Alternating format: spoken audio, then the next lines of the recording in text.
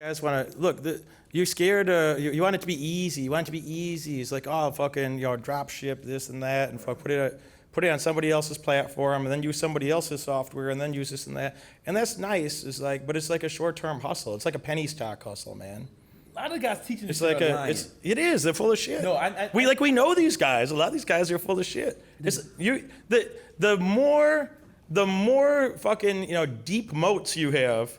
Buffett talks about he wants a business with deep moats around it, full of scary man-eating creatures. You want deep moats, and think about like the business that Owen has is like, you don't want to compete against us in that business. You can't compete against us in that business. When people say that, I laugh, because not because I'm trying to be rude. It's just I just laugh. It's just like, oh God, like the 8,000th person to tell me that I want to do that. No, there's no money. No, you guys think there's a lot of money. There's not even a lot of money. So you know how much more you can make doing other things? It's silly. And that's the biggest brand name. Who's in that company? There's like several people with MBAs from top universities. Who's the board of directors? It's people that worked with other brands that are 40 million, 100 million plus dollar brand names, with graduate degrees from top universities, and 100 plus years of entrepreneurial experience between us. And some fucking numbnuts tells me, I'm gonna go do that. Which, good luck, bros. I bet best wishes. I don't even talk bad about them. Sometimes I even give them some tips. I'm like, well, if you think you're gonna do that, at least try this and that so you don't get hurt bad while you're losing money before you give up and go do something else. At least do this or that so it don't hurt too bad and you can recover and go do something else. So, but why did I build a brand? You people tell me, it's like you contributed to it. It's like, why do I have the brand recognition that I do within that industry? How did that happen? And that's a real question. Trust, results, consistency, executing. Presence, trust. Consistency. That's what it takes to build a brand. I didn't say the words, you said those words. That's what it takes to build a brand. I'm making more money in that industry than anyone else on earth. Fact. And look at that, I'm doing something different. We put our first YouTube video out yesterday. I'm taking that same reputation, and I'm just like, okay, I'll have an affiliate agreement with that business. I'll go make money with them. The people that know me from that audience. All right, now we're gonna come over here to this other audience, and we're gonna do some different things together. And they don't care about that brand. It's like, you are the brand. So you become the brand with other people. It's like, no, it's like there's a lot of people that, how many of you bought how many of you bought this conference because of that company's brand name versus me? How many of you came to see me? So look around the room. Keep your hand up and look around. All right, let's put those down. How many came here because of some company brand name? Well, I believe there's a few of them, but they just don't want to be those couple odd people. But you see the difference in that? It wouldn't matter what I called it. When I tell you guys, if I made a fucking cookbook, if I made a cookbook, who would buy it?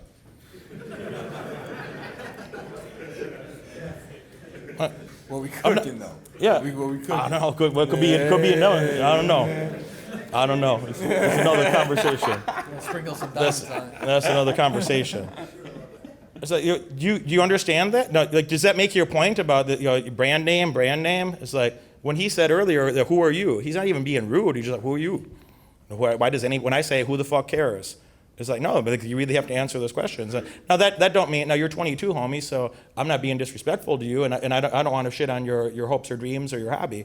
So if it's your hobby, then it's your hobby. If you want to turn it into a business, then you got to answer those other questions, like who are you and who gives a fuck?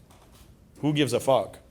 And then, but a brand name is not something that you build. Is your reputation it takes decades. It takes a lifetime to build a fantastic reputation, and it takes you 30 seconds of misjudgment to fuck it up badly. He has to build a skill set first too, right? Yeah. Like he has to like be really good at something to have that.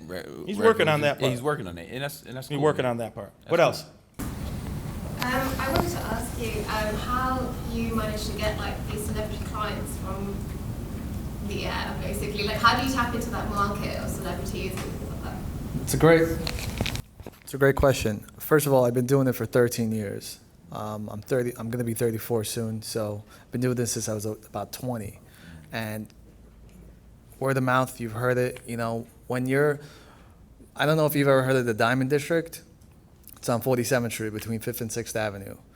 There's about over $100 billion on just that block alone. Probably even in trillions, okay? And everybody knows each other. So when they hear that, you know, I'm the guy that has the high-end watches, guess what? They don't. Most of the time, these other jewelers are bringing them to us. So I just lean back and the business comes. That's the beauty of, you know, setting yourself up after so long of breaking your back. You know, a lot of people hate Mondays. I love fucking Mondays. I can't wait for Mondays. I hate Saturday, Sundays. Saturday, fine, I'll take Saturday. Sundays, I'm already like, I can't wait to go back to work. It's just crack. Like, I love making money. Like, you know what I mean? It's just, I'm addicted to it. I love it. And it's not about how much money is in the bank account. It's just, you know, when you start a business and you see it grow, it's something that I can't even describe in words. You know, a lot of people, I don't have any kids, but they tell me, oh, you don't know the feeling. I'm telling them the same thing about it, you know, having a successful business. Yeah. There's a time where I wouldn't do anything without knowing how much money it was worth. And, you know, and now it's like, I don't want to do anything if I don't know what the long-term relationship is worth. So I have a lot of short-term money offered to me for a lot of different things, and I don't even care about the short-term money. It's like, am I investing with somebody that would make the maximum long-term money? I don't need to make any more money. I'm going to go make some more money because I grew up poor, I went to business school twice, and I'm half a Jew.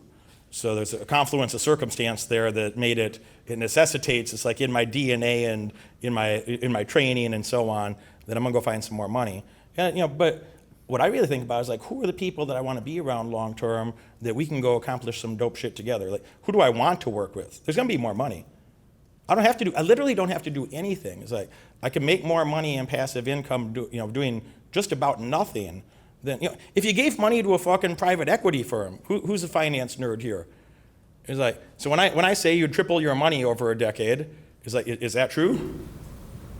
Yeah, in terms of If you just gave it to a private equity fund, what would your returns be? You know, what were your historic returns in the last decade, or, you know, over a series of decades? What do the returns look like? It used to be like 4x, and it might be like, you know, 2.9 or 3x today because it got more competitive.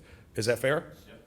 Yep. That's what. So if I did nothing, I could triple the money and go on. I could go on vacation, and I could take most of my net worth and put it in that, and do whatever the fuck I want to for the next decade and triple the money. I don't need more money. The money's going to happen. It's like, all right, who do I want to spend my time with that we could beat those returns and have a lot of fun while we're up to it, you know?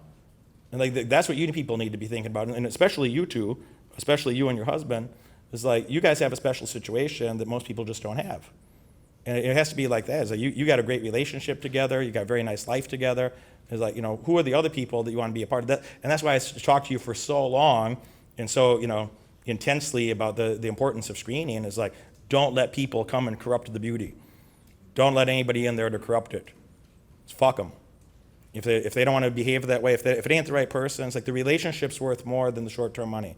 The relationship has to be like, you know, I would even translate the metric from money to, you know, this sounds like childish, but it also is totally true, is like how much happiness points can you have? How many happiness points could you accrue hanging out with, you know, an economist might call that a util. Right, but for the purposes of what is a fucking util really, is a fucking happiness metric. So how many happiness metrics, how many happiness points could you accrue, you know, working with this person versus that person? And in the short term, you might have to do some things to pay the bills, but in the long term, you don't want to be thinking about fucking money. In the long term, you know, so the money's going to come, but you need to enjoy your life while you're alive. You're going to die someday. You're going to die someday. Who do you want to spend your time with while you're here? How do you want to spend your time? Who do you want to spend it with? But I created a private program with a company that I worked with in the past. It was like $20,000 to join. And it was $12,000, and I was like, all right, so the people that paid $12, I'm gonna have them pay a renewal fee one time. And I don't want them to pay another time after that. And then I just changed the price to $20,000, and you know, I want a one-time fee of $20,000. And when we were charging $12,000 for that, I turned down over 72% of the applications that they want to give us the money. And we had a lot of internal arguments where people are trying to give us the money. They have the money. They want like wiring instructions or transfer instructions, Or, can I put it on my card in 2 payments or some shit? And it's like, they're like, no. It's like, 'cause you poison the system. If you allow the wrong people to be a part of that, you poison the system. And I turned down over $250,000 easy. It was more, 400 and something. Turned down maybe 400 and something $1,000. But if I just had anybody that would pay the fucking fee to be a part of it, do you guys really want to be? Do you really want to pay fucking 20 grand to be a part of a membership group where just anybody with 20 grand can join? Or do you want to be a part of a thing where you paid 20 grand to make sure that the right people are there and the wrong people aren't allowed there, even if they have the money? You get the idea? And the number one thing that I told to the fucking customer support team is if somebody comes in, if they fill out the application and they want to join that thing, if the person's got a lot of questions, I don't want them. If they got a lot of questions about it, say, no, it's not for them. If they want to know if it's a good value, no, it's not a good value. It's a great luxury. It's a great luxury to be around those type of people. It's not a good value. If you're a value shopper, no, it's not for them. You guys got to create those own structures in your own life. You can only, that's what a brand name is it's a promise of an experience that somebody's going to have. You're giving them a promise about an experience. If you don't make good on the experience, then you betray trust in the customer. It's not good. The terms and conditions that I've done, I wrote most of the terms and conditions, and the board approved them. It fits on one sheet of paper. I don't bury people in fucking 60 pages of terms and conditions because they can't even read the shit. It fits on one sheet of paper. It's 11-point font. Read it. It's clear. If they don't like it, don't come. I don't want somebody to come. I tell them the program's not transferable 90 days ahead of time. If 3 months ahead of time is not enough time to make plans, don't come. I only want somebody that's serious. And at least once a month, probably more, and I don't even know about it. So I'm like, oh, but this circumstance come up. So no. I told you months, when you signed up 8 months, you had 8 fucking months to make plans. You had 8 fucking months to make plans. So if you weren't serious, don't come. So, no. So, everything's not nice, okay? It's like, no, I'm not doing last minute transfers. I'm not doing a refund for anything. Don't come if you're not serious. But while I was speaking that way to people, it's like, if we built really a fantastic following, people get fantastic results, get extraordinary results. It's like, you got to build a brand like that it can be firm, it can be a little tough love, but they also know that you're going to keep up your side of it. Do you know in those programs, in several hundred days, I never missed one single day? I never missed one single day. Not one time did not come. Never, not once. Not once. I did that with broken teeth. A guy tried to mug me once. It's a downside of watches, by the way. A guy tried to mug me once. I had 2 broken teeth. I had my inside and outside. I still have scarring on my lip from this ordeal. I have a scar on my knee from the Muay Thai clinch and the knees that went to his face and made him unconscious and left him on a, I probably shouldn't say more about that.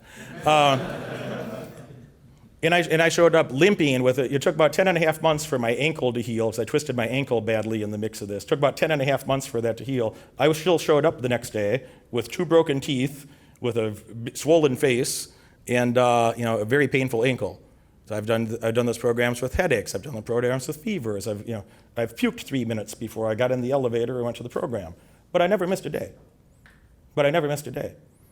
And when I talk about an assistant like we talked about earlier, it's like, I want to work with people like that.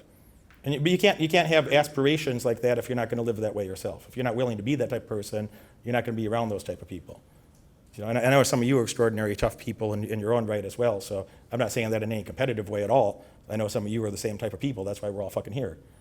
But don't let others in that would corrupt that type of a system, When you see somebody else, it's not going to, if it's not that type of person, you don't want them. And think about what I said, you apply it to your own structure. Think about what I said earlier of I don't even want to speak to somebody that's an hourly worker.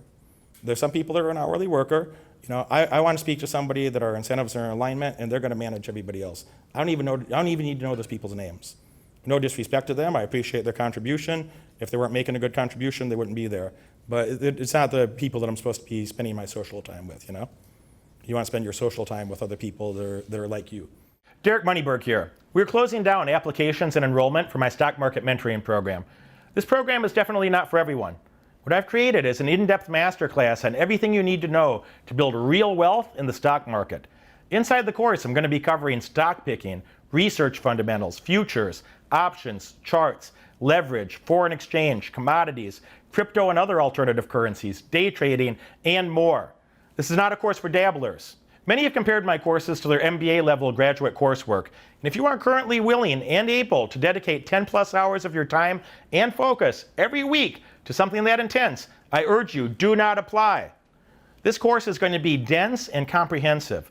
It will arm you with an arsenal of investment tools from basic concepts to high-level advanced strategies that I've developed while collaborating with some of the smartest financial minds in the world.